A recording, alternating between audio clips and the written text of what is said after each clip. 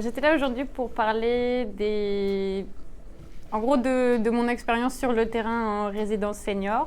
Du coup, j'ai fait des expériences dans le cadre de ma thèse, j'ai fait des expériences sur un terrain que j'estimerais un peu difficile, qui est du coup auprès de personnes âgées dans leur lieu de vie. Et c'est venu avec plein de, de problèmes et d'observations que je pensais intéressantes à partager. Et du coup, je suis venue les partager aujourd'hui.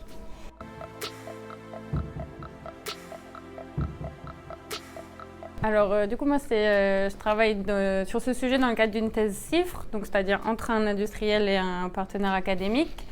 Et donc, le partenaire industriel, c'est l'entreprise HRV Simulation qui sous la marque Kotos Medical, commercialise un vélo stationnaire pour personnes âgées. Et la question, c'était un petit peu comment est-ce qu'on peut améliorer la persévérance à l'usage de ce type d'outils. Donc, comment est-ce qu'on fait pour qu'une personne fasse du vélo régulièrement pour des durées plus ou moins longues. Voilà, en gros, comment est-ce qu'on fidélise un résident dans sa pratique du sport, puisque a priori c'est ça qui va les garder en santé. Et donc voilà, il y a beaucoup de questions sur comment on rend quelqu'un régulier dans sa pratique du sport, et c'est tout le sujet de ma thèse et de cette étude-là.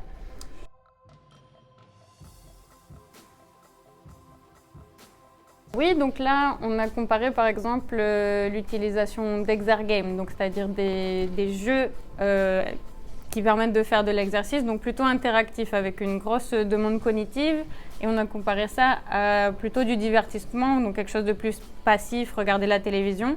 Et on n'a pas noté une grande différence en termes de motivation. La motivation déclarée, donc c'est-à-dire à quel point les personnes s'estiment motivées, et dans leur pratique au niveau de la durée de pédalage et du nombre de jours où ils pédalent. Donc on peut avoir tendance à penser que pour cette population-là, qui sont donc des personnes plutôt âgées, voire très âgées, donc on est à plus de 80 ans, le ressort du jeu vidéo, c'est pas quelque chose qui va nécessairement déclencher une motivation qui permet une utilisation longue durée. Éventuellement, ça peut marcher sur d'autres populations, c'est même probable qu'ils y soient plus sensibles. En tout cas, pour cette population-là, dans ce cadre, on peut penser que c'est pas la peine de réinventer la roue et que juste du divertissement, ça produit à peu près le même effet qu'un jeu qui est beaucoup plus développé et donc beaucoup plus gourmand en termes d'investissement de temps et de développement et ce genre de choses.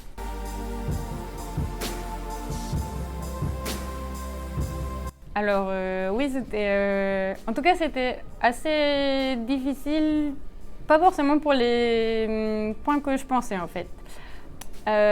Donc oui, j'ai plein d'observations. Je pense qu'une observation importante, c'est l'importance du sentiment de méfiance ou du manque de confiance que peuvent avoir les résidents dans l'organisation de leur résidence ou un peu de tous les intervenants.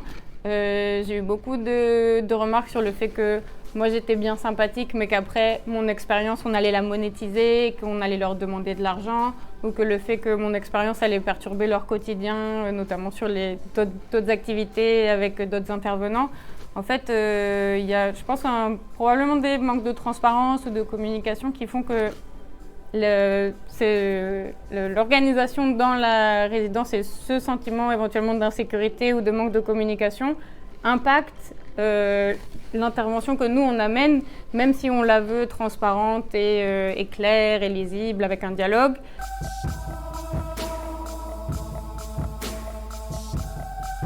Je pense qu'il y a encore plein de choses à faire.